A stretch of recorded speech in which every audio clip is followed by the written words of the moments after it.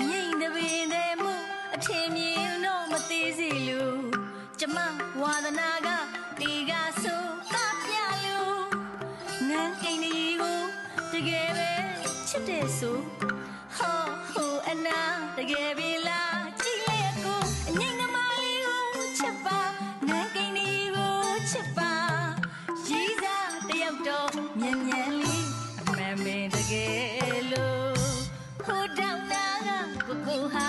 နန်းကိန်းကြီးရဲ့ချစ်တဲ့သူဖြစ်များဖြစ်နေပြီလားကျမလှမ်းကြည့်ကနေပြီအကိုဒီတောင်နာကမောင်မောင်ရဲ့နန်းကိန်းကြီးရဲ့ချစ်တဲ့သူတကယ်များဖြစ်ရင်သိကောင်းလို့မဲ့စိတ်ကူးနေတဲ့ကြိတ်ပြောသလိုကျင်ကျင်နာနာကျမကိုတကယ်ချစ်မြတ်တာပို့အဲ့ဒီလူတယောက်ဟာလေအမှန်